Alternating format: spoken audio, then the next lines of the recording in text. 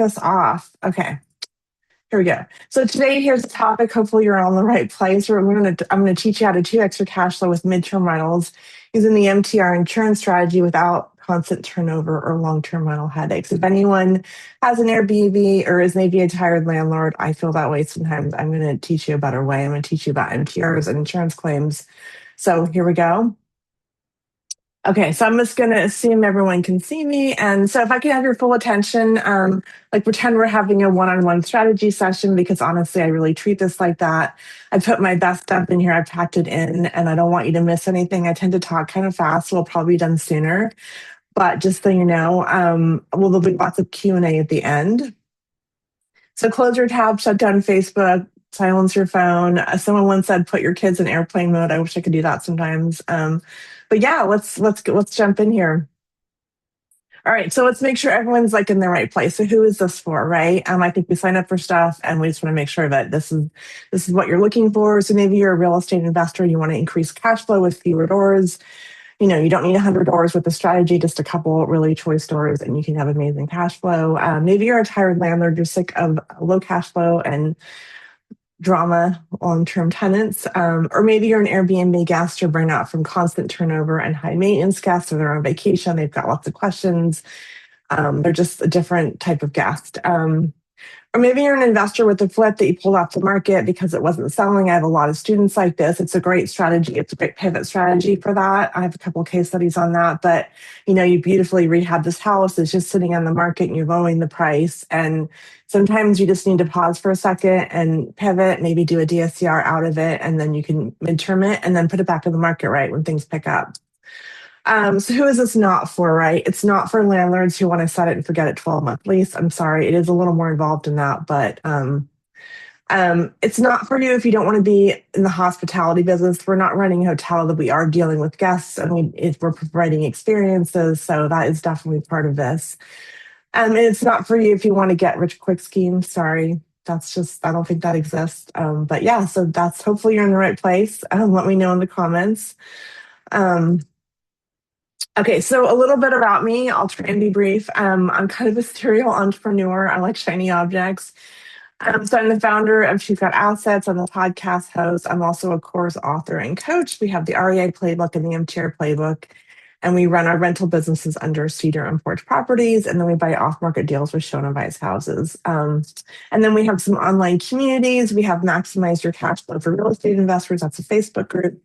And then we have the Asset Society, which is a school community. And so operations-wise, we have 14 doors, about 8 midterms and counting, and I actually do this. And you can find me in all these spots. Check out the podcast, check out my YouTube content. So a little bit about me. And kind of before I got into real estate, a little bit more about me, just to show that I've actually been at this a long time. I've been a landlord about 20 years. It's crazy. I can't believe it, but it's true. I'm a marketing and branding expert. My background's in design. So I used to be a graphic designer. I had like a boutique design studio. And then I founded a creative agency with my husband that was sold and was successfully acquired. And, way back, right, I grew up in a really small town in Northern California called Mendocino. So I grew up in the vacation rental business before Airbnb was a thing, kind of mom and pop style. Answering machines in the way back days. We were always doing laundry. And I've helped 80 plus students land 6 to 9K a month MTR booking. So that's a little bit about me. This is our team at the agency way back when. So I'm just going to check the comments, make sure everyone can see me. Okay, perfect. All right. So just take a minute, close your eyes, imagine having 2x rent over a long term a month, just a couple of doors, like 2 doors, no endless cleaning, no guest drama, just really grateful, high quality guests who treat your home like gold. And if Airbnb burnout or bad tenants left you jaded, you're not alone. You just haven't been shown a better way. Like the guests that we're dealing with, they've been displaced. They're so grateful. They really appreciate it because they're in homes that, typically have had some kind of damage. So looking for temporary housing. So I really feel that we're adding, a lot of value to the community and helping people out, and we're making money too, but ultimately it's a service. All right. So the topic again is how to 2x your cash flow with midterm rentals using the MTR insurance strategy without constant turnover or long-term headaches. All right. So let's dive in. The other things I've tried long-term rentals. I still have a handful. Look, they're great. But like if you get like a couple hundred cash flow, or even if you break even, that's what most landlords do. I just talked to someone yesterday and they were barely breaking even. They weren't even accounting for like CapEx or maintenance or anything like that. So a lot of times they're actually negative, right? And in this market, we do have appreciation and all that good stuff and tax benefits. But you need so many long-term rentals to actually get through, really good passive income that you could live on.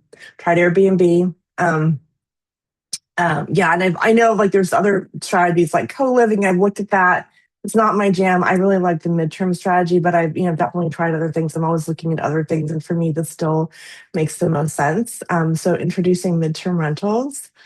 So I'm going to kind of give you the backstory and how I discovered midterm rentals way back when. I've been a landlord, like I said, 20 years. I kept it really secret because I thought people would judge me because that's kind of housing is a bit of a loaded topic. And then I kind of thought, oh, I had to be an agent to get more into real estate. I took an online course and I went full time into REI and um, became an investor full time. I started chasing shiny objects. Like I really wanted better cash flow. These were a couple of photos of our rehabs and turnovers. And this was my daughter when she was pretty little. She would help with cleaning and stuff. So these is kind of like a montage of like all the flips that we did. And I just felt like it was this fire hose of all these different strategies. And everyone's like, you got to do this, you got to do that. And it feels really overwhelming. And you try all these things. And it's great. Like I was really good at flipping. I think I have a good eye. I was really good at being in and out and everything sold quickly. But, I feel like it's a bit of a fire hose with all these different strategies. This photo on the left is my son. He'd probably not be happy if he knew I was showing you, but he's like 15 now, but he's drinking out of the fire hose, right? Um, this was like the first post that I put out in social, right? And this was like my coming out post like 5 or 6 years ago. And I was really nervous to post it because I hadn't publicly been talking about this stuff. Now I can't stop talking about it, but at the time I was just really private about it. So these are a couple of our flips. Yeah, this one we bought off market with seller financing, was really creative. This was also seller financing, zero down. This was like a 6-figure flip that we got through our inbound marketing. So these are just a couple of projects that I've done. So what I realized was flipping and wholesaling was a job and didn't really meet my goals of building long-term wealth and passive income. I wanted more cash flow compared to long-term rentals. And at the time, like it was Airbnb was all the rage, right? So I thought, we got a new property. We decided to try out Airbnb. And the property that our first Airbnb was like literally like right across the street from our house. We thought, oh, when family comes in town, like my in-laws, they can stay there. We can play host. It'll be really fun, right? But STR life, like for me, we did it for a couple of years. We had a co-host, we had systems in place, but it was way more stressful, really high maintenance guest. They're there on vacation, right? And yes, we have systems and PMSs and AI and all that stuff, and that does help, but it's still people in and out of your property constantly. And that's just a lot more turnover. You're always restocking supplies. You're constantly worried about reviews. And if you get anything less than a 5-star, like that's really damaging. It hurts your exposure on like Airbnb. And so you're just constantly worried about that. And guests don't understand how important that is, right? But in general, guests are like on vacation, they have high expectations. It's the photo of my daughter sweeping at one of our turnovers. And again, you're only as good as your last review, right? So typically for like the first year, I think we had all 5-star reviews. We were like super host. They had something that they rolled out and it was like some designer level of host. I don't remember what it was, but I don't think it's around anymore. But even like Katrina said, she's got such a cute spot to spend away from home and feel like you're on vacation with the fun Portland theme throughout. But she only gave us 4 stars, right? And to me, that seems like it should be a 5-star review. I don't know what we missed the mark on, but it was like, it's upsetting, right? And then we had this one guest stay, and this was like the breaking point. It was like snowing, and we didn't update our check-in instructions. And it was a disaster. Like we had just bought this property in the summer, and this is going to sound really silly, that we didn't realize that the mini split was actually heat. We thought it was just AC because mini splits weren't that common at the time. So we had cadet heating and radiant floor heating, and we didn't realize the instructions weren't really clear on how to use the cadet heater, and they were just really upset. I was like bringing over blankets, and they left us a 3-star review, and I felt so bad because they didn't have a good experience with me to drink something.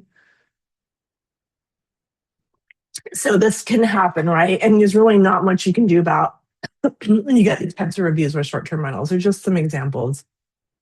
Okay. And then we had an Airbnb guest and they booked for like 2 months. And I was like, it felt like I was on vacation. I still remember getting the message on my phone, right? We had co-hosts, but when you have a co-host, you still see all the messages. They booked for like 2 months. I think they had like family in town, or their kids they were expecting a grandkid, and it was so nice. Like there were no turnovers for 2 months. It was really consistent income.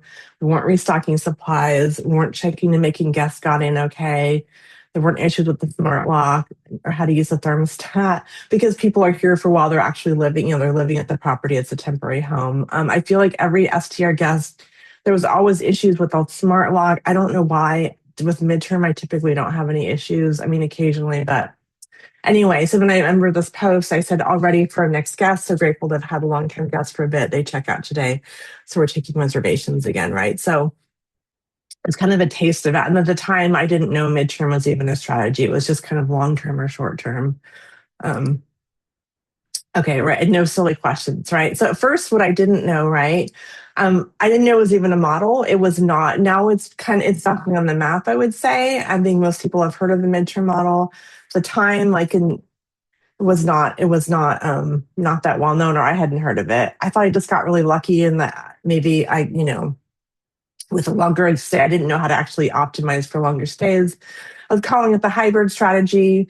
Now that kind of means short term and midterm, but you're filling in the gaps and more focusing on midterm, right? I didn't know how to furnish properties quickly. It took me like forever. I didn't know how to advertise. Like the first property I set up, I agonized over the mattress and the smart lock, and I didn't know what to include. And it was just really overwhelming. Now I have lists and SOPs and I'm really dialed in, but at the time it was really overwhelming. So we went all in on the MTR strategy, learned how to test the market for demand, quickly furnish, where to market, and manage with just a few turnovers a year, which is really different than the short-term model, right? This is one of our properties. It's a midterm, right? So what we figured out how to do, we figured out how to get our properties marketed and booked before we even furnish the property. Everyone thinks that's not true. It really works. Obviously, you have to furnish the property once you get it booked. With insurance, they will take it unfurnished. So if you didn't know that, that's definitely an option. You don't quite get the premium that you get for furnished properties, but you get the premium for the flexible lease terms. We learned how to quickly book our rentals with quality guests to 2x for cash flow. We got our time back and we have way more consistent cash flow. And they really believe that midterm rentals are a sweet spot between short-term and long-term rentals. So MTR Life, make 2x cash flow over long-term rentals without the stress of turnover of Airbnb, without needing like 100 doors. You just need a couple doors and you can really reach your financial goals of really good cash flow. Okay, I hope this is making sense so far. I don't see any questions. I'm just going to check really fast. Okay, perfect. Okay, so introducing the MTR playbook. Okay, so this is, I like to share a couple case studies, like actual receipts, right? So this was a property that we got 100% creatively seller finance. It was zero down, really cool deal. Came from the kind of marketing that I teach and that I do. So we underwrote it, kind of long term. It's nice when things pencil different ways, right? So it's a cozy, sweet little duplex, a studio. It's a studio, tiny little studio in a 1 bedroom, right? Really nothing to write home about. I'm in a fairly expensive market rent rise, so I underwrote it kind of with these numbers. So the total rent's about $2,600. And I have the strategy where I test it, right? So I put it on the market as long term. I was not getting the inquiries, weren't really qualified. And so I thought, I'll talk more about this, but I basically pre-marketed it as a midterm before it was even furnished. So then we actually got inquiries and both sides got booked. So here's what with long term compared to midterm. The studio gets about $1,995 a month. The 1 bedroom we've gotten as much as $2,800. The total income is almost $5K, right, versus $2,600. That's a big difference, right? That is, really good cash flow. So our expenses PITI is about $2,600, and the reason that's low is because the way I deal structured this, with the payments to the seller. And when I say zero down, right, it was zero down, but we did need to invest in the property to rehab it. So I think often when you hear these like crazy like unicorn deals, like, yeah, it was zero down, but we We invested a lot into this property to rehab it, right? To bring it back up to kind of modern standards. Just needed some love. So the monthly net cash flow is about 2190 a month, right? And this is net, right? And the annual is about 26K, like after our expenses, right? So it's just an example of long-term versus midterm rents. And then I've got one more case study. So this is a duplex. I'll show you the numbers. So again, we underwrote it as a long-term. This was kind of the four. Didn't know about midterms, and we kind of thought, oh, we've got enough short-term. We'll just go long-term on this. These were the numbers for that. Rent about 4,400. Midterm rent. The 4-bedroom gets about 6K. This is definitely for, insurance claims. It's 4-bed, 2-bath. It's really 3-bedroom, 2-bath, but there's like a bonus room, so I'm calling it a 4 because there is another room. And then it has a basement unit. Gets about $26.95 a month. So the monthly income is $8,695. After our expenses, cash flow, the net cash flow is about $5,400, right? And so annual about $66K. And this is just on one duplex, right? This is not a fancy property. It's really urban. And these are just some examples of what the numbers look like with midterm. Okay. So after like 5 years and 60K invested, I discovered the hard way that because you're here, I'm going to teach you the easy way. I've done so many courses, so many coaching programs, and I've taken all of that and put it into my systems.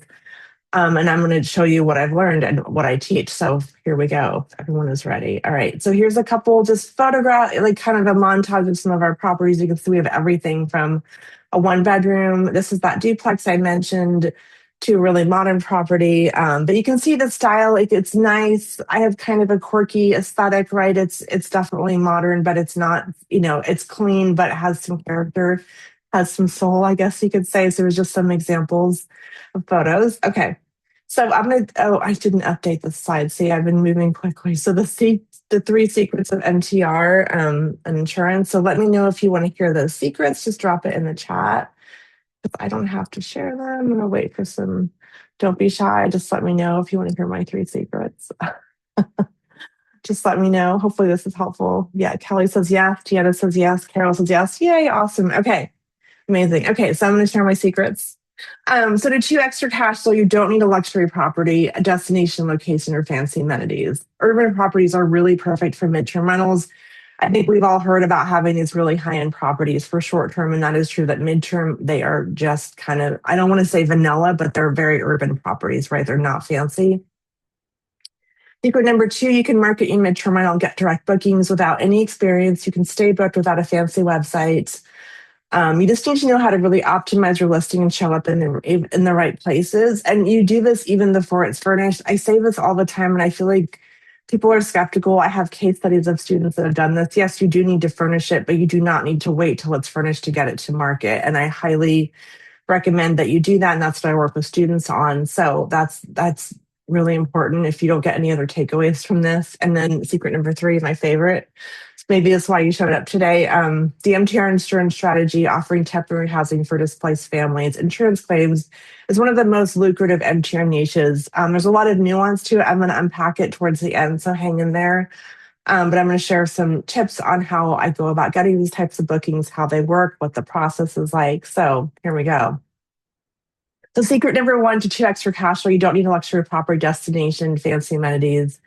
Like with short terms, I feel like the bar is getting higher. You need like super high-end design. You need like a cold plunge, hot tub, pickleball courts, a game room, like really fun vacation vibes, right? I love that stuff. But if I've been displaced, like I don't need that stuff. I'm living in a property. I want like a washer dryer. I want like a wall stock kitchen, right? I don't need a cold plunge. So I think that's the big difference. That also helps on your setup costs and your maintenance costs, because I love hot tubs. So I don't want to maintain them, especially for guests, right? So let's talk about what makes a good midterm rental. So urban beats destination.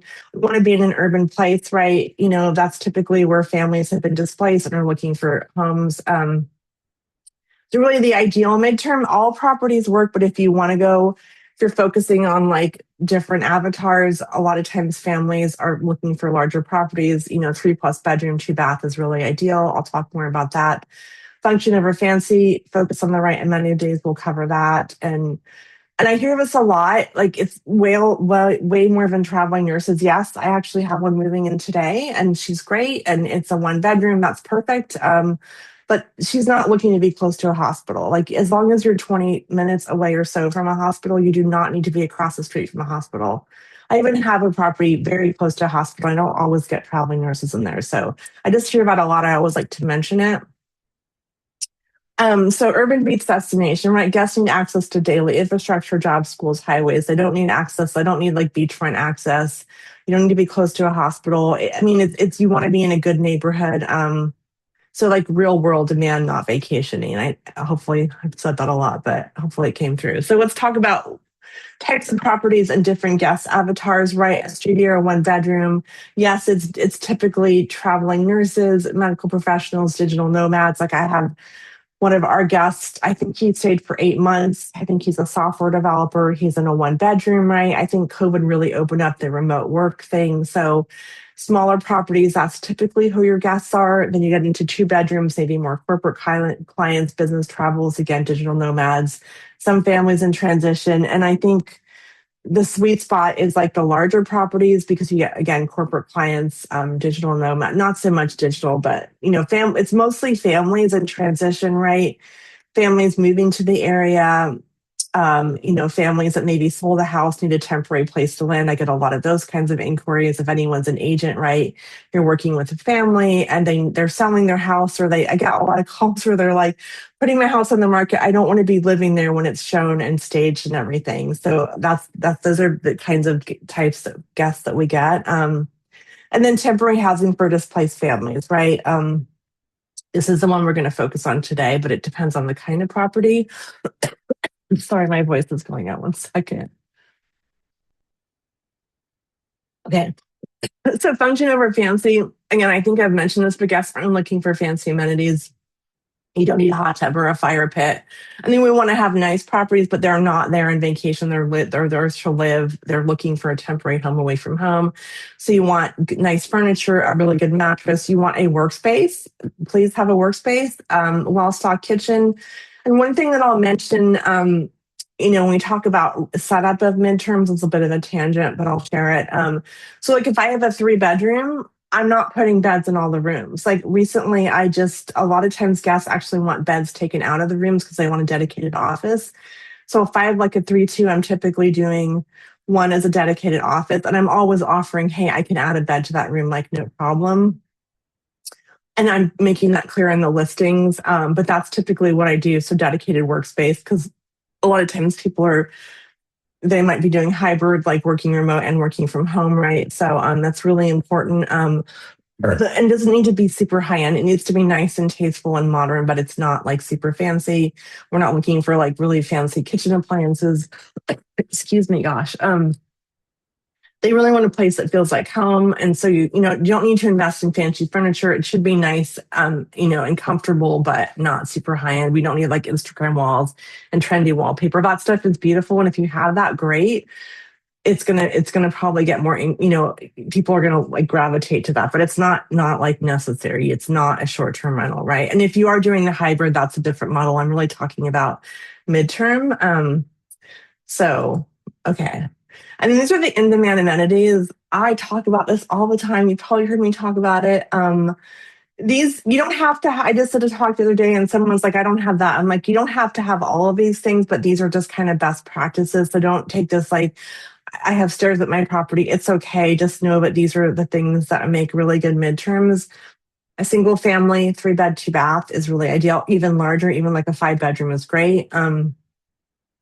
Ideally, this is not a requirement, a single level. You don't have to have a single level like a ranch style, but for accessibilities, for aging population, it is really desirable. Ideally, no stairs. A lot of my properties have stairs, so don't get hung up on the no stairs thing. Like, if you have stairs, that's fine. But if you're just looking this to be like the perfect buy box, or if you have a property that has these qualities, being pet friendly. I don't know why people are so afraid of pets. I get it. They can do damage. I can tell you stories. I 100% can tell you stories, but I also know that most people have pets. They're mostly really responsible. There are ways to protect yourself with pet fees and, protecting your furniture. So please be pet friendly. I mean, just go to a site, go to Airbnb or Furnish Finder and do a search for like a 3-2 and then put pet friendly and see the listings like drop in half, right? So just learn how to protect yourself. And yes, they can do damage, but we protect ourselves with security deposits. And typically they're very responsible, right? So with being pet friendly, having a fenced yard, it does not have to be fenced when you list it. You can always, offer that. And I've worked with a student recently and I was like, we're probably going to have to fence your yard, get your advertising out there, and then you can fence it once you get that booking, right? So don't let any of this like hold you up. But I would say being pet friendly in the fence yard, if I could choose one amenity, it would be that 100%. Because no one wants to get up and like walk around the corner and let their dog out. And it's like in the morning I let my dog out. I don't want to have to, go outside. I don't really want convenience. So off-street parking is good. It's not, like this property, there is no off-street parking and it's not a deal breaker, but I'm just saying it's kind of one of those in-demand things. Bedroom on the main level, right? So if you have a 2-story home and you have like a primary bedroom on the main level, that's a really desirable thing. And sometimes we'll get requested for that, especially for displaced families. And then being in like a solid Class B neighborhood, right? For this model, people want established neighborhoods. It should feel safe, right?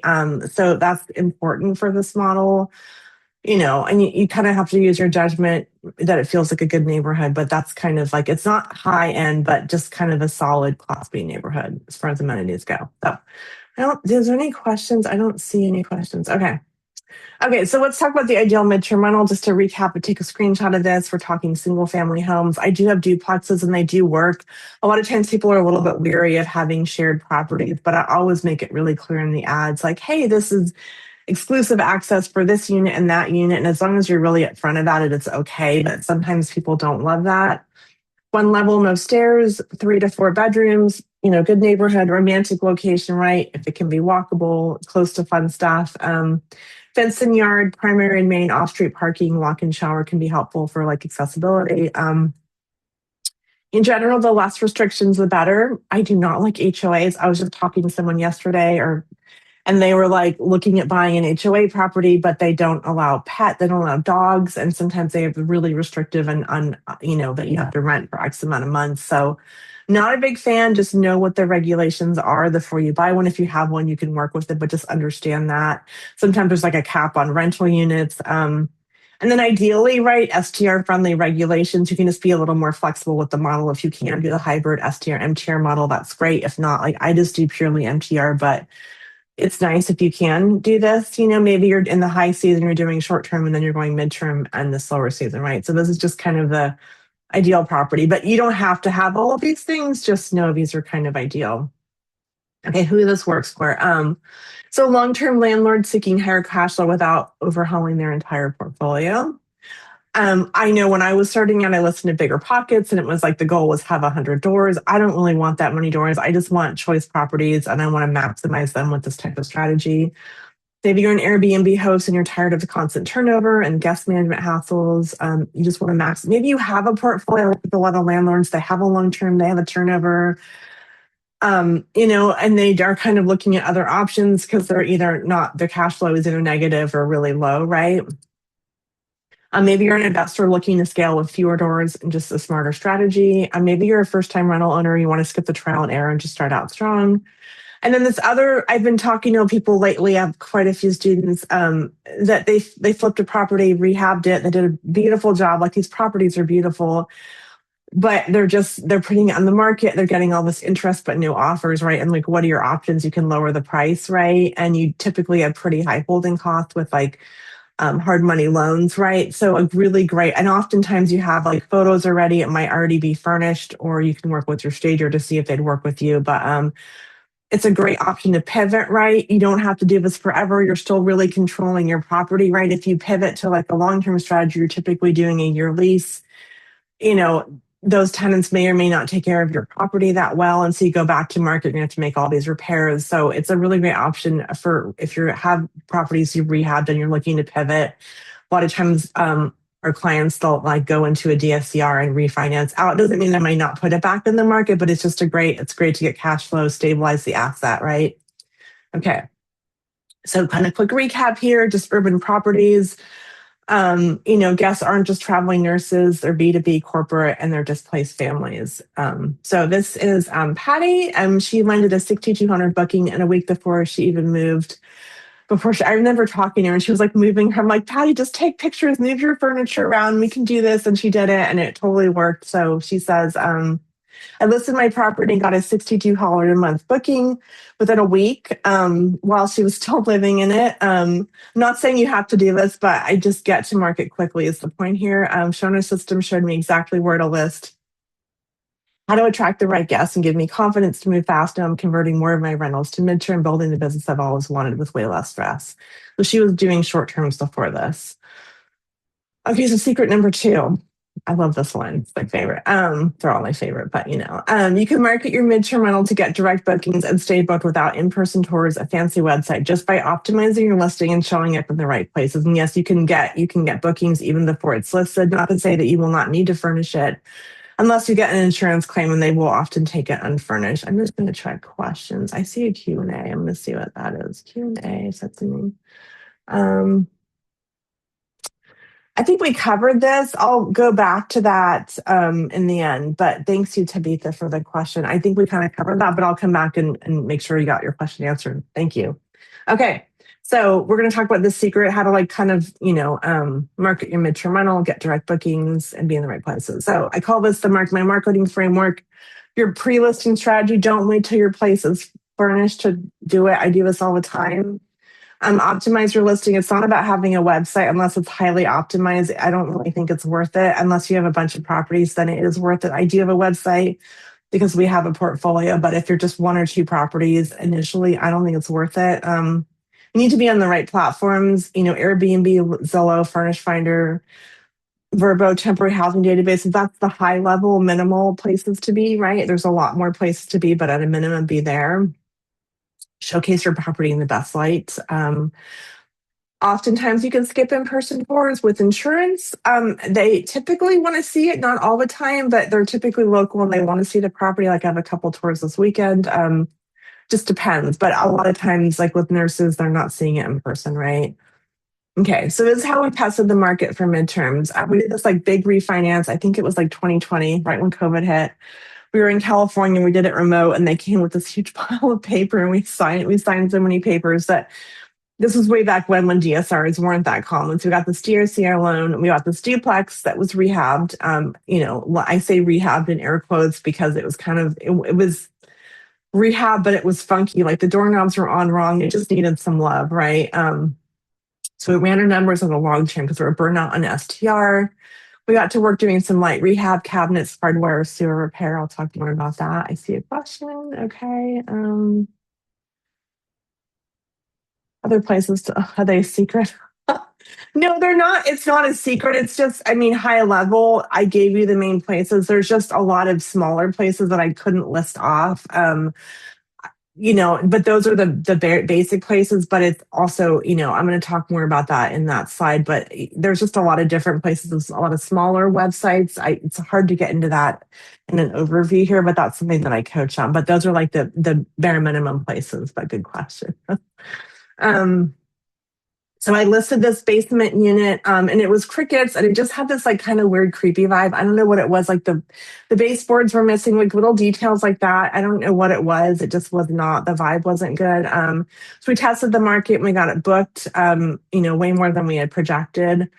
So this was our first official MTR. You can see this is a photo of me having the keys here and you can see there was no fence at the time, right? It just wasn't painted. It just needed a little curbside, right? And this was not a side-to-side duplex that had one unit in front and one unit kind of around the side. And this is the basement unit. This is my daughter. And this is when you would open the door and go down the stairs and there was no door on this. So it just felt really exposed and kind of open. And so we added a door and then we added a washer dryer and we had to upgrade the hot water heater and things like that. But I had this idea. I'm well, what if I thought about short-terming it and I was we're done with that. It's just, we're tired of the turnover. So we decided, I virtually staged it at the time. I put it out there as, and I said, we're going to furnish it, but this is just virtually staged. I had a nurse call me and she's I'm moving to the area. And I'm great, we'll furnish it. It's going to look different. She's I don't care. It's fine. So we hustled our butts off to furnish this place. And sometimes we'd like to stay in our rentals. It's kind of fun. It's camping out. My daughter would come. She was little at the time, so she'd bring all her stuffies, right? Which is a whole pile of stuffies. And The first night we stayed there, we took a bath, and, got out, brushed our teeth, and then I flushed the toilet. And I look over, and there's like toilet paper like fluttering in the bathtub. I'm like, that's not good. There's something wrong with the sewer line. Called my plumber. We couldn't scope it because it turns out there was no clean out. I don't know how this wasn't caught in the inspection, or maybe I missed it. But anyway, we had to do like emergency sewer repair at a clean out. It was very hectic. And then we had to like scramble to get this thing furnished. And this was like, I think our third property that we furnished. And it was chaotic, right? But this was like an unlock of like, oh, we can actually get bookings and then we can furnish it. And it kind of is how we learned how to kind of furnish quickly and now we have a whole list and everything. But it was definitely fun. So pre-listing strategy, don't wait till your place is furnished to get your first booking. So here's an example of a property that I actually co-hosted.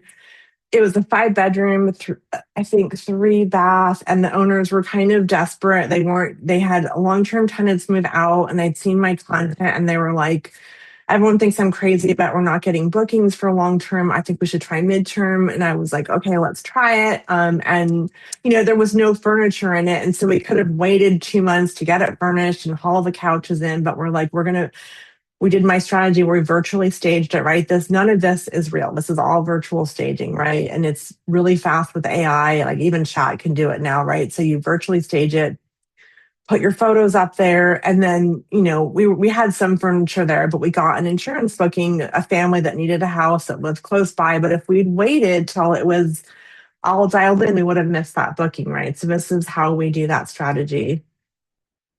So, and then you need to really know how to optimize your listing. It's not about building a website. It's doing things like long-term stays, pets welcome, fenced yard. We're not saying charming home we're not putting vacation buzzwords. We're putting like long-term rental, flexible lease terms, the things that people are looking for, especially on Airbnb, because people still think that's just short term. So we're really dialing it in there. And that's something I work with students on, but we're just putting those keywords in to let people know that we do offer longer stays, because a lot of times people think it's still kind of the nightly model. So I talk about this a lot. I'm sorry if you've heard me say it, but please hire a professional photographer. I really like to have virtual and video tours, right? So people can book it, they can check it out. Sometimes I still do in-person tours, and especially if I have a guest at a property and someone wants to see it, I don't like disturbing them. I don't know what the property is going to look like, how clean they are, right? So we always do video and virtual tours. And these are some examples. I was so bad showing this because I hope this isn't someone's property, but like, I don't know about you guys, like I wouldn't want to stay here. Like, don't take your own photos. Like we all have these super smartphones in our pocket, but photographers have the right angles. They have really high-end equipment. They have the lighting is right? So don't do this. You're not going to get bookings, or would you want to stay here, right? It's nice and bright and airy, right? And there's clearly, you can tell it's furnished and there's stuff in here, but it's not cluttered. So according to Airbnb, photos are one of the top reasons guests choose to book, right? So please take good pictures. Have a real estate photographer.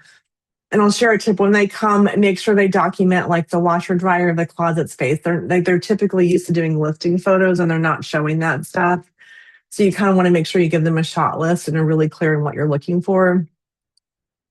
So be on the right platforms, right? The high level Airbnb, Zillow, and everyone thinks Airbnb, if you put 30+ day minimum, you don't need to have the license, right? So Airbnb, Zillow, and there's nuance to these. Like Zillow, make sure you check Furnish Finder, Verbo, and then temporary housing databases, ARS, CRE, right? If you guys want to do this on your own, you can go to chat and say, hey, give me a list of all the temporary housing databases. I have a whole list in the course, but this all out there. You can find it with a quick Google search, or chat is great for that. AI, whatever you're using, whatever flavor, right?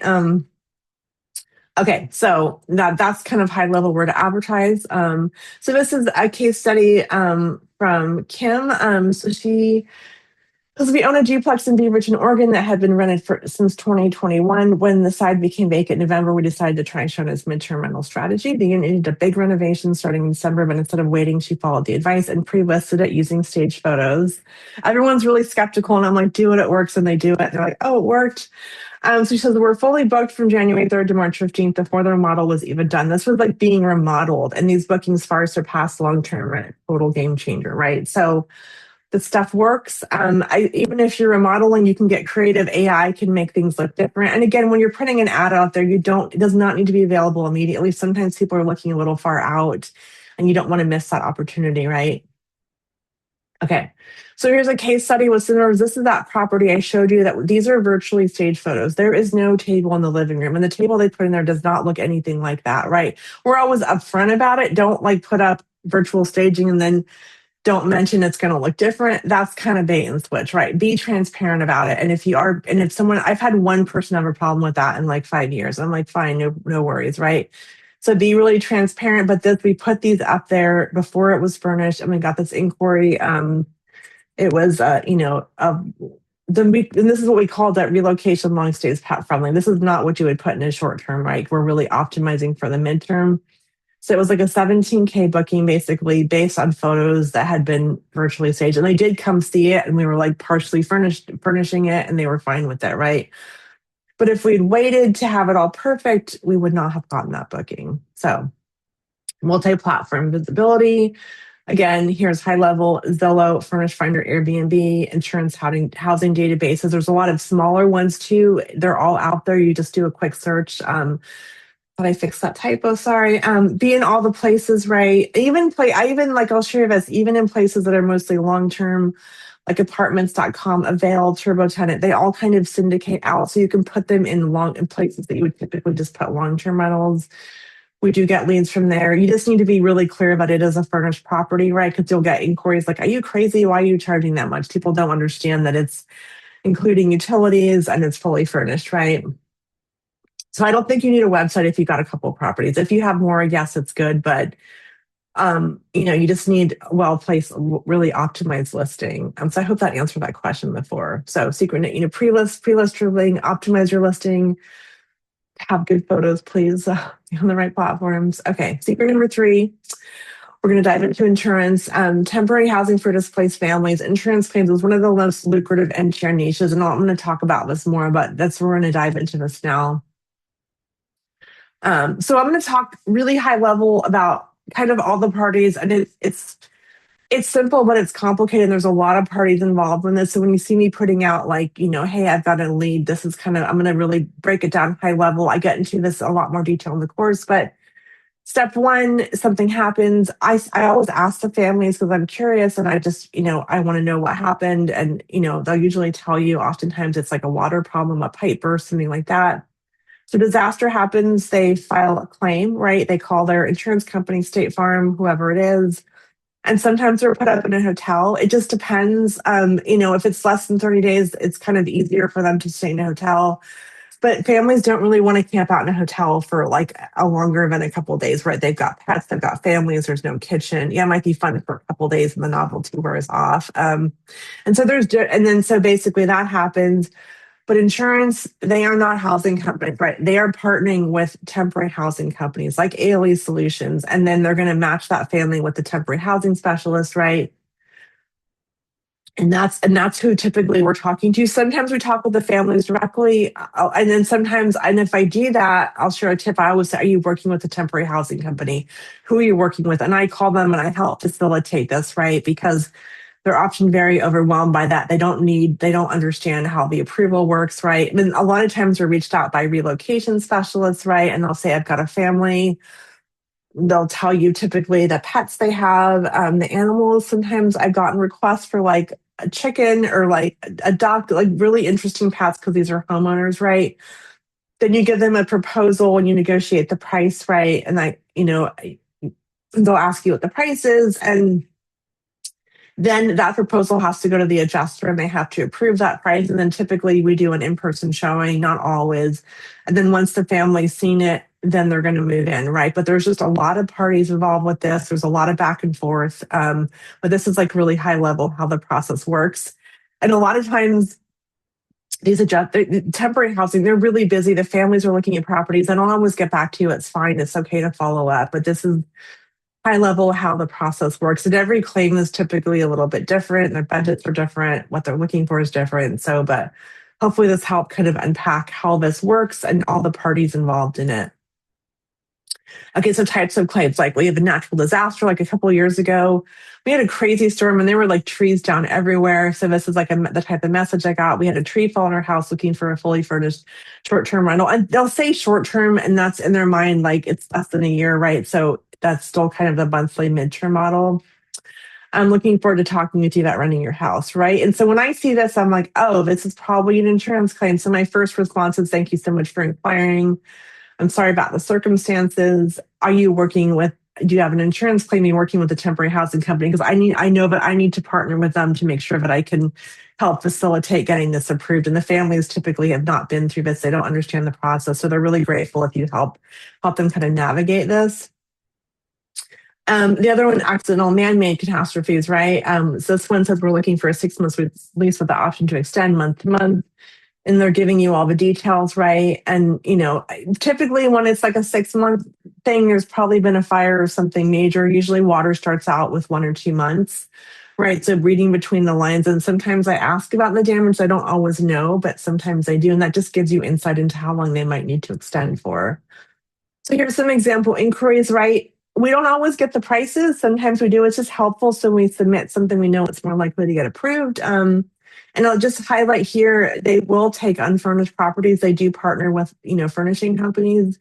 So you don't need to furnish your property, right? So you're saying here, 4,200 unfurnished, 6,200 furnished. Like I want that 6,200. That's why I'm going to furnish. But you do not need to furnish, right? Just know that's an option. Right, this one is a max budget is 9K monthly, like 9K monthly, right? This one is like an inquiry, it's like almost 30K, right? Asked about a trip. This one just came in recently. So it's a one bedroom, right? 2 pets, and the budget is $6,600 a month furnished, $4,900 unfurnished, right? So sometimes we get lucky and we get the number. I can't hurt to ask. It also, just depends. We don't always get their budget. Sometimes we do. We're not trying to take advantage of that whole thing. It just helps to know, like, so when we make a proposal, we know what will get approved. So this is an example of this is an inquiry I got, and I helped the guest kind of navigate. I had to call the CRS because they were approved for hotel. They had to get approved for actual housing. There's like all these different departments, and this is like typical kind of messages that you get. Hello, I'm with CRS Temporary Housing. This is families with temporary housing for insurance purposes local to your area. We have a family with a recent losses interested in your property. CRS will be covering the initial stay, any extensions. Right, this was through Airbnb, and if you see this, you're like, "Oh, this is an insurance claim." You're going to start to recognize these names, or you can Google it, right? So these are like what the inquiries look like for insurance claims. I'm just trying to see. Okay, I don't see any questions. Okay, so this is Allie. She did a subject to deal. It's about 4K a month cash loan before it was even furnished, right? So here's her story. In just a few weeks of working with Sean, I closed a subject to deal and turned it into a midterm rental. Before it was even listed, it was booked by a displaced family. Now it's set to cash flow about 4K a month. That's pretty crazy cash flow, right? So she says, pairing creative finance with Shona's marketing strategy has been a total game changer, right? So and that's my favorite, is doing creative. I just lost my mouse. Okay. Whoops. Okay. I don't know what happened here. Let me try this. Weird. Okay. So whoops. Oh, my computer's being weird. Hold on. Okay. So typically when families, they want to be as close as possible to the original home that was damaged, right? Because they want to keep an eye on it. They might have plants to water.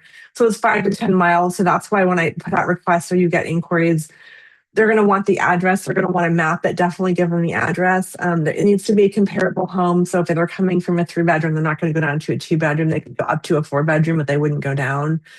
I like to keep my calendars open. That way I can see inquiries. I can always try and get them, match them to a different property. Being pet friendly is really important. We covered that.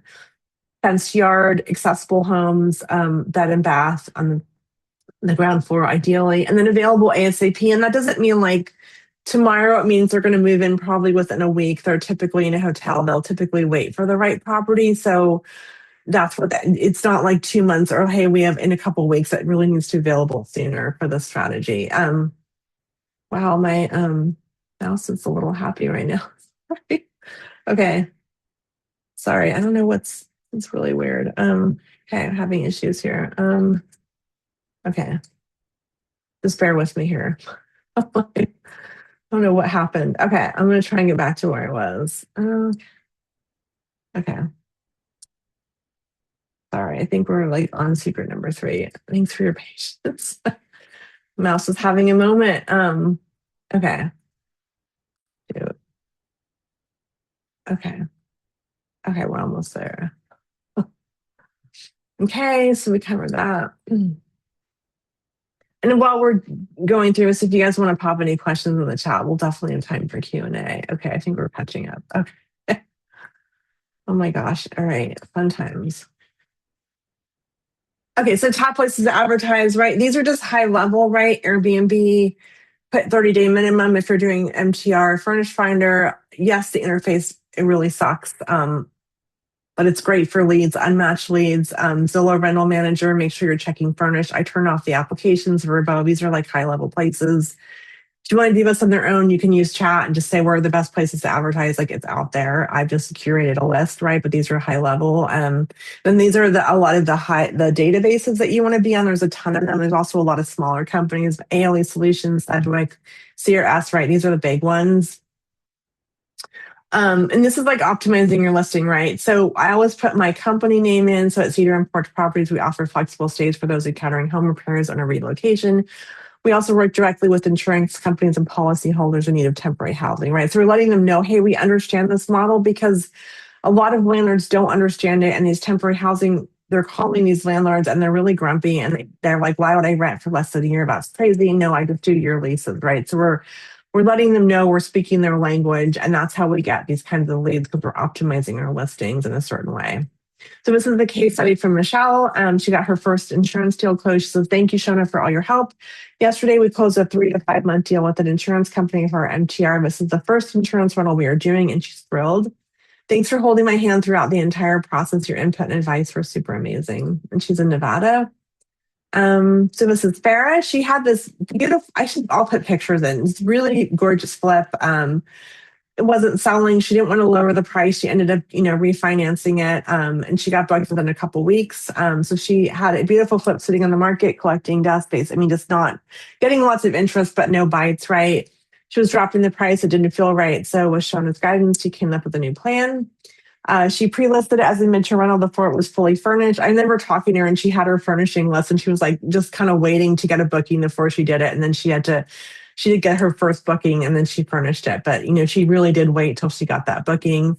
So within a few weeks, it was booked on Furnish Finder, cash flowing over $1,800 a month and fully booked through January, housing a family in town for medical treatment. So all from a flip that wasn't selling, the strategy completely changed how she looks at real estate marketing. She learned how to position a property so rent, support, save, and ready. And update here, she just got like an 11-month booking on this property. So she's sat for a long time on this. We do occasionally get those kinds of bookings.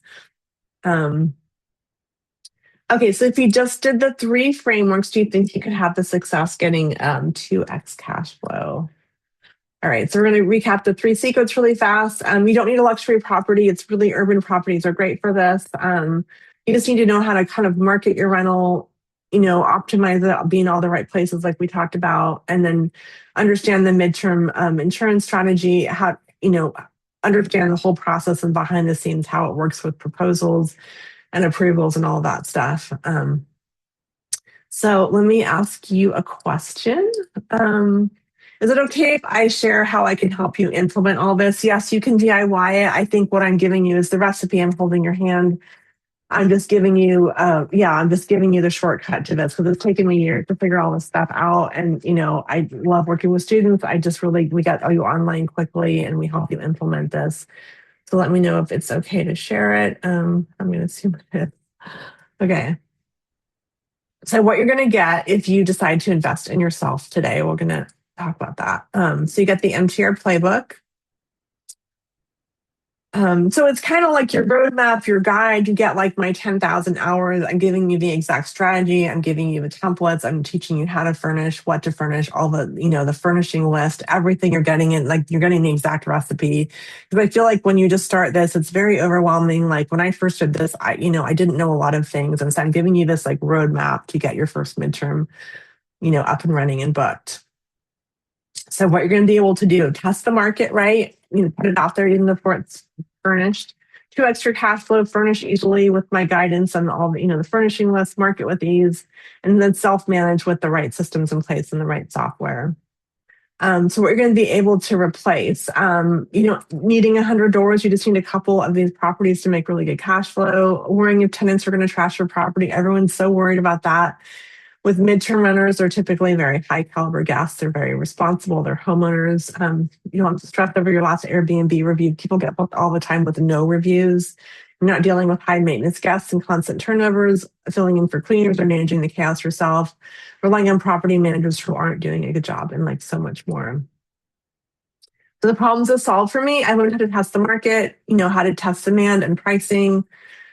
I stopped taking forever to set up the property. I stopped agonizing over the smart tech, what you need, what kind of TVs do you need. I had no idea how to market. I have a clear picture of who I'm marketing to, and then I have management tools that really take the headache away. Okay, so you get to learn from my mistakes and save time and money. And it's kind of like getting one of those, you go to the Trader Joe's, you get like the box cake thing, and it's like 2 eggs, half a cup of oil. I'm giving you that exact recipe. I'm teaching you how to optimize your listing. I'm giving you the exact template. And so you're not guessing it's pinch of this, a pinch of that, and you're not really sure what you're doing. I'm giving you the exact formula that I use to get my rentals booked. So what's included in the MTR playbook? You get the research mod. These are all kind of on-demand modules. You also get coaching too, but we'll talk about that. You get the research model, the setup model, marketing and operations. So it's really soup to nuts. And typically people are coming in different phases, right? You might already have a property, so you don't need to do the research. You may already maybe you're an Airbnb host, your property's already set up. So everyone's typically going to be in a different place. That's okay. I work with you where you're at. So the cost of the MTR playbook alone is $3,997. But like, that's great. It's really comprehensive, but what else do you need to have success, right? So I give you all of my tools and resources. I've taken courses that I've been hunting around for the downloads, and then they're a PDF, and then I can't edit it, and it's just really frustrating. So what I did is create a file vault. It has everything in it in one place. You get lifetime access to everything from like the marketing checklist to a cleaning checklist to move-in notes, SOPs. It's all in here. It's all really accessible. It's all editable. I'm not giving you PDFs. This is like lifetime access, and I'm always improving it as I change things. I'm always updating this. So this is part of included in that. So everything inside, you get the MTR calculator, advertising, marketing checklist, SOPs, AI prompts, templates. It's all in here, and it's really comprehensive. So you're not reinventing the wheel. And there's things that you hadn't even thought of, probably like, okay, what do your house notes look like? How do you get someone moved in, right? How do you talk to your cleaners, right? All this is really covered in that. So the file vault, the value is $3,435. And this is like taking me years to develop, right? It's taken me years to get these, all this stuff down. That's why I've like collected it and curated it and like ready to go format. So you're probably thinking, right, like what else do I need? I don't know. I need something else probably. Well, I really believe that you need someone to hold your hand, right? Like I have done coaching. I've done like, where you just log into the modules and it's just group calls and it's hard to get your question answered. You don't feel like it's tailored to you. So I feel like what a lot of students need is really accountability. They need hand holding. I'm on a Zoom call with you. Like I'm working through it with you, and you get kind of the best of both worlds. Because I feel like to really get stuff done, it's very helpful to have a coach to help you navigate all the decisions you're making. What's your strategy? So you get private one-on-one coaching calls. You get about 2 of those a month, and extra support. You can text me in between. I'm really accessible. You can ask any of my students. I just got a text yesterday from someone that had this very difficult move in. I was there for him. Like I kind of coached him through it, right? And you get to book these whenever you want. You just go to my calendar link. They're typically Zoom calls, or we could do a phone call, but you get my full attention. They're private one-on-one calls, and then you get weekly group like mastermind calls, kind of open office hours. Those are once a week. other students are there. So whatever your flavor is, but if you take advantage of this, I'm really there for you. And most programs do not offer this much one-on-one. They really don't. It's all group calls. So that's what I really want students to be successful. So I'm very much there for you. So this is Bonnie. Students like Bonnie got booked before furnishing, and now she self-manages confidently. She's actually coaching this stuff now. So I taught her well. So she says, I was really nervous to try midterm rental. She didn't have the place furnished yet. That with my guidance, she enlisted early using virtual staging and got booked before the furniture even arrived. Now she is self-managing confidently, making over $1,200 per month, and she was with long-term tenants, and she feels confident and more in control of her rental business. She had never self-managed. It was very overwhelming. She'd always had management companies. They weren't doing a good job, and she is just killing it now, right? So she did not have any experience. She was pretty nervous, and she's great. She's got, self-managing very confidently and really in control of her portfolio. So anyone can do this. Okay. So 3 months of coaching calls, the value is 5,997. The total value is 13,429. But what else do you need, right? That's all pretty good. So I believe that being part of a community and a tribe is really important. So you get access to the private. She's got assets community. This is a lifetime access. I'm not going to kick you out like other programs. I believe in the power of community. I think it takes a village, right? You get support, you celebrate wins, we get to share leads, you get support if, in between calls or coaching calls. So here's a couple examples of some wins that we shared. So Danielle says that feeling when you get out of your Saturday morning Pilates class and have a 3-month reservation for your midterm rental, just waiting for you to accept. Then I say, congrats, Alice, for a 6K booking for almost 3 months. And they've extended, I think, almost a year. She's been live for a month and been booked solid, right? So those are some examples. So the private community value is 2,300, and this is lifetime access. So the total value is 15,729. Then what else do you need? Well, I'm including a masterclass on how to get B2B insurance contracts because what that overview I gave you was really pretty high level. I don't have time to go into all the details of exactly where to listen, how to optimize. So I give you this masterclass that really dives into it in a lot of detail. And so here's a few receipts for insurance claims that have come in. So right, this one is $6,300 a month. This is $9,300 a month. Their budget was $12K a month, right? These are actual leads. These are actual receipts of insurance claims bookings. And I teach you exactly how to do that and how to navigate because there's a lot of parties involved. And if you don't know how to submit the proposal, it can be overwhelming. You don't know what your pet fees are, all of these things. It's really helpful to have someone holding your hand to help you navigate that and submit those proposals. So everything inside, you get training on the process, how to optimize your listing, you get ChatGPT prompts, proposal templates, like how to submit your proposal to those temporary housing people that I talked about, outreach templates.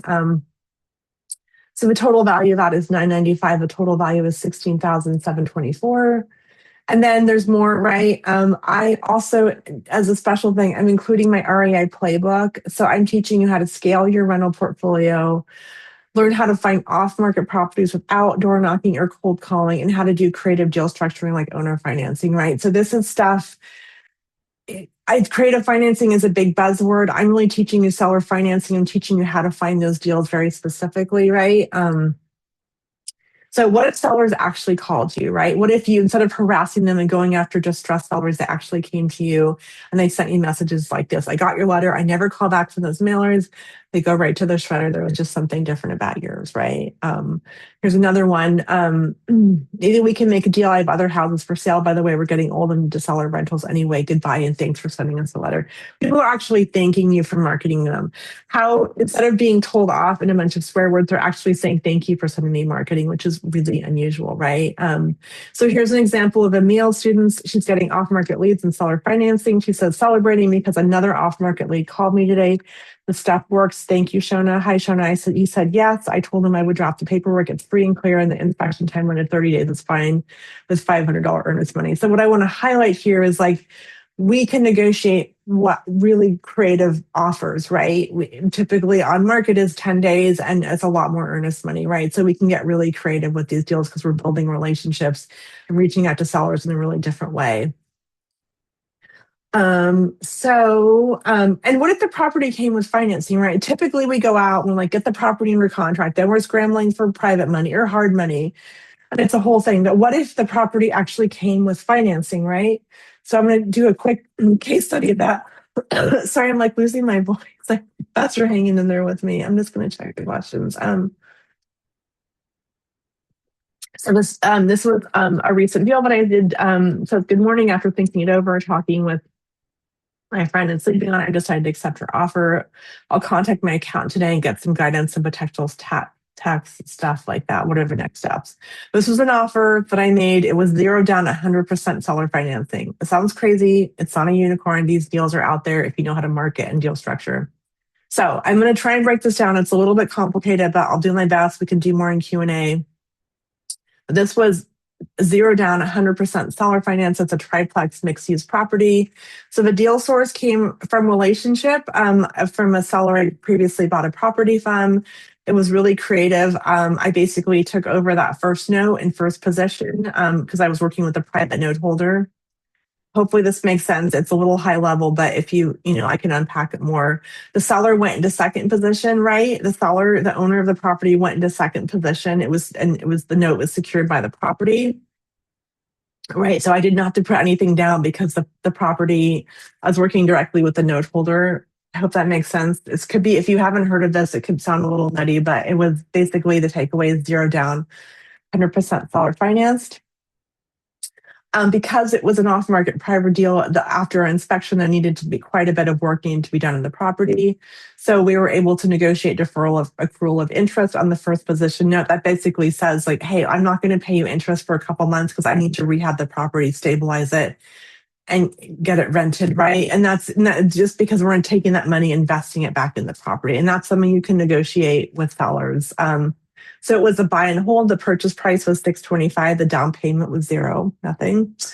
It's fully leased and cash flowing about $3K a month. Once it's stabilized, I estimate it to be about $4K. And so if I'd gone conventional, I would have had to bring 20% down, which is $125K, right? But I'd way rather, invest that money into the property and not have to bring any of my own money in, right? So that's just an example of the kind of deals we can get. So the REA playbook, you learn how to buy off-market properties without door knocking or cold calling. Marketing that gets leads coming to you, and you're not harassing them. You're not sending them you're not going after distressed sellers. We also teach an evergreen marketing strategy, secret direct mail formula. You get all the templates, the SOPs, the exact recipe. You learn how to find off-market properties that come with financing. And without all that yucky marketing. And I also give you proposal templates. So the value of that is $3,997. The total value is $24,720. So if all this did was help you 2x your rental income with just one property, would it be worth it? Help you attract high quality guests who stay longer and treat your property like home, would it be worth it? Help you build real cash flow without the chaos of short-term rentals or limits of long-term leases, would it be worth it? Okay. So what would be worth it? One successful booking, 6 months, $9K a month or more. How much would you pay to get the MTR playbook? Okay, and what's the cost of inaction, right? I think we can do this ourselves, we can, but if we don't invest in coaching and how to do this exactly, we often don't take action. We're losing rental income, right? We're just overwhelmed by all the options, how to do things. But I don't think this is a cost. I think it's an investment that will pay major dividends for you, like having someone actually walk you through this. And if you walk away from this with knowing how to find off-market properties and make them cash flow even in an expensive market, to me, that would be totally worth it. So you can see why it's a good deal at $25K, that $13K for the general public, but because you're special, you can get started now for just $3,997. You just click on this link. She's got assets.com/go, and I'll put the link in the chat shortly. She's got assets.com/go if it feels like a good fit for you. And what's the cost of inaction, right? I think we don't invest in ourselves, or we're like, oh, it's another course, I'm overwhelmed. But the difference in this is I'm actually going to be your coach. I'm going to hold your hand. I'm going to keep you accountable. And if you take the action, you're going to get the kind of results that I've showed you that you can get. So you have two choices, right? First option, keep doing what you're doing and keep getting the same results, or follow a proven system, 2x your rental income, and move closer to financial freedom with fewer headaches. Okay, so my guarantee Your enrollment includes 3 months of full coaching and support. Even if you're taking action but still need help, I'm gonna keep working with you to be able to get the results you came for, right? That's my guarantee. Within that 3 months that you've been calling into the coaching calls, you've been doing the work, I'm really there for you. I guarantee that. So the real question is it worth making a small investment in yourself and your business, set up a midterm rental that could 2x your cash flow, pay for itself with your very first booking, and move you closer to your financial freedom goals. And there's one more bonus. This is a really awesome one. It's a fast action bonus only for 5 people. You get free access for a +1, right? So if you have a business partner or a friend or your spouse and you're like, I want to sign up with someone, they actually get a seat in the course. They get access to all the same things.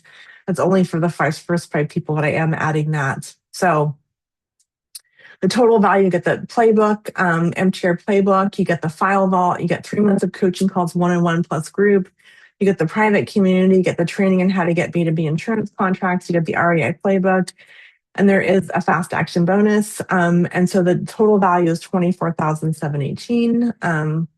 But you can sign up right now for a lot less. So you can just scan this or go to this link, and there are flexible payment options. There's Klarna or Afterpay, right? So you check out, you can see what that is. It'll break it down for you. So, all right. I hope that was valuable. I'd love to know your takeaways. We do have some time for Q&A. If you're interested in signing up, you can just go to this link, and I'm going to check questions now. So I'm definitely there for you. Let's see, I think there was a question. I'm going to check that Q&A. Okay. Tamita says, do you know how purchase properties specifically for MTR, so what key attributes to make it ideal for the strategy? I think we covered that. Like I like 3-2 single level backyards, right? Those are to me the key amenities. It doesn't have to be like that, but that'd be my ideal kind of buy box. So hopefully that helped. Okay, any other questions? Don't be shy. Like you've got my time. I'm happy to answer any other questions. Chat. Okay, I'm checking chat right now. Okay, awesome. Yeah, anything else, anything that stood out to you, any takeaways? Hopefully you got some value from this. But yeah, let's see if there's any other questions. Okay. Driving now, we'll check the link. Awesome. Yeah, no problem. And feel free to reach out. I know you will get a replay of this too. So yeah, any questions? Don't be shy. Like nothing. I think people sometimes feel self-conscious, but like I'm there for you. We're all learning, so it's a safe place, right? I know we probably all have weekend plans too. I'm about to go do a showing. Sometimes I do in-person showings, not always, but yeah. Any other questions? You guys hung out, you're still here. Maybe you're waiting for me to, but any other questions? Like maybe you have a rental. I know some people on the call have flips. Hopefully this addressed any of those questions. But yeah, don't be shy. Really, I don't mind. Give me some love. Let me know what you thought. Okay, well, I'm gonna wait a few more minutes, so I'm not just talking to myself. I feel like a late night DJ doing these webinars. But yeah, any questions? Hopefully, you're part of the communities. Okay, I see a note. You're nailed where I am, overwhelmed. I'll list a lot of coaching courses. Need to learn how to find seller financing deals. Yeah, no, I've been there. I've invested in a lot of courses. And I think the unlock for me was the courses. I love that you shared that. Thank you. There's a lot of shiny objects. And for me personally, what really unlocked, especially the seller financing, was actually having one-on-one coaching, right? The midterm stuff, I kind of learned on my own, but seller financing and deal structuring, it's simple and very complicated. But when I actually learned how to get those kind of deals and deal structure them, that was because I had coaching, right? I had someone holding my hand and kind of giving me the confidence to go out there and make offers like 0 down and deferring interest. And it's really just having conversations and getting to know sellers and being like presenting options or getting them to the next chapter. And it's very much relationship based. So yeah, and I'm there for you. I'm helping you deal structure. I'm helping you get that first campaign out, because we think, oh, we need to do marketing. And then it's like, what kind of marketing? Are you doing SMS? Are you doing bandit signs? But I'm giving you the formula that really works to get inbound leads, and they're very friendly calls. They're happy to hear from you, right? So yeah, thanks for sharing that.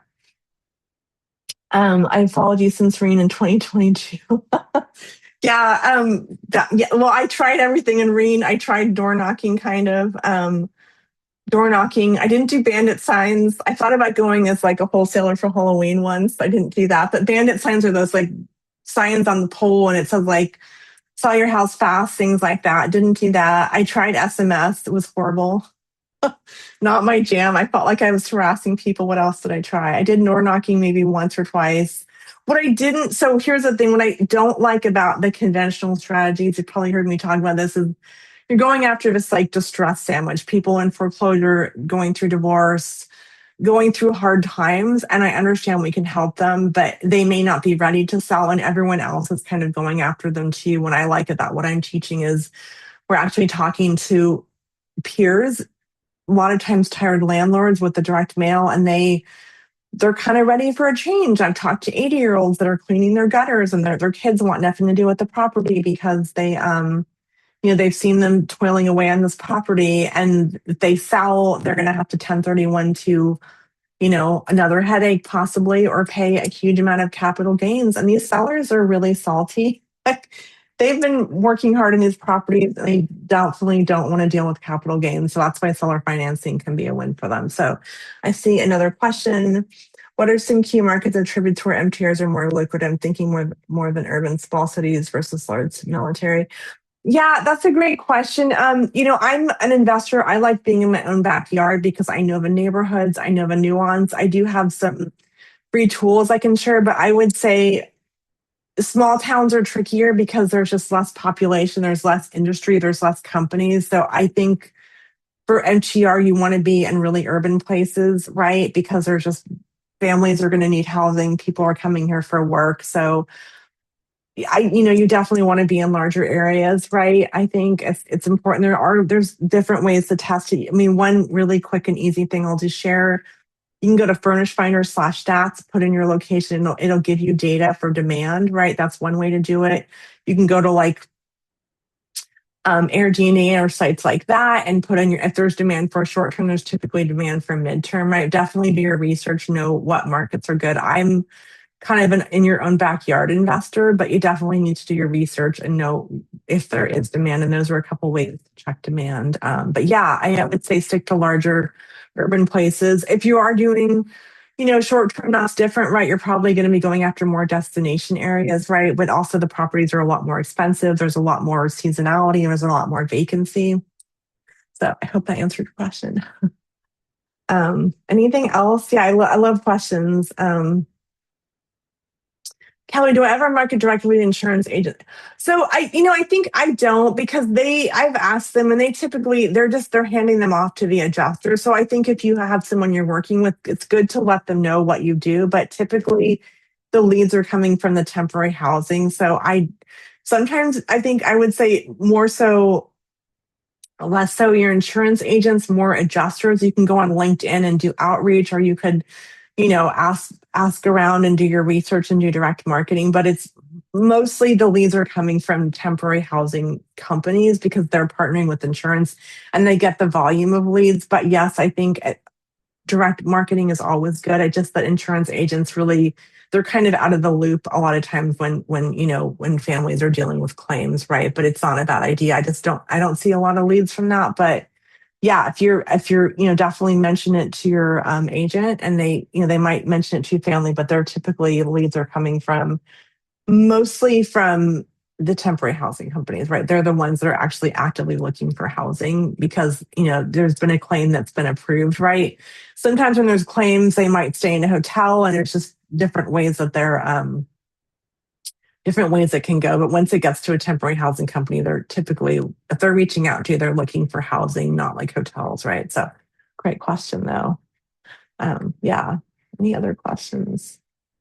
We have a few. Let's see how much time. We have 21 minutes. We've got some more time. Yeah. Any other questions about like off market deals? Or I mean, what I really love about what I'm teaching is it's how to find off market. It's how to monetize it, especially in expensive markets. I think a lot of times things don't pencil right conventionally in expensive markets. Like I'm on the West Coast, Portland, Oregon is not cheap, right? You're looking at 500,000, right, for a single family. It's hard to make that cash flow long term, right? But if you buy it creatively, you know how to deal structure, you can make it work, right? So, and this is definitely not mainstream, right? It's like the marketing I'm teaching you, it's stuff that I've kind of learned and figured out and taken courses on. That's why I'm sharing it, because I've tried other things and I didn't like it. I wasn't consistent with it. So hopefully that helps. All right. Any other questions? Oh, I just did something in my screen here. I don't know what happened. Maybe that's a sign. I don't know. I just minimized it. I don't know what I did. My mouse is being weird. I think don't know what I did. Okay. Well, I'm going to I don't know what happened here. It's went in a weird mode. Okay. Very interesting. I don't know how I minimized it. Okay, there we go. Okay, we're back. Any other quick questions? I see something in the Q&A. I'm going to check that. Q&A. Okay, done. Okay. Answered. Okay. Well, okay, we lost the screen share. Well, if you guys don't have any other questions, I see a few more people on. I'm going to drop the link really fast to if you guys want to sign up. Let me just get that really fast. 1 second. I'm just going to drop that in the chat.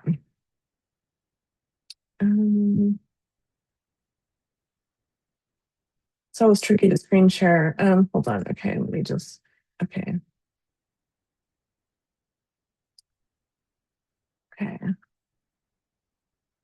Oh, I think I'm back to screen sharing now. Okay. Sorry to make you guys wait too. That's okay. Go. Okay, I'm going to grab that link really fast. Okay, so here's the link. If it seems like a good fit, you can check out this and sign up. There we go. Okay, perfect. Well, yeah, I don't see any other questions, so I'll let you guys get back to your weekend. But thanks for joining me. I appreciate it. You'll get a link to the replay. And any follow up, feel free to message me directly if you have any questions. And have a great rest of the weekend. And I will talk to you soon. Thanks so much.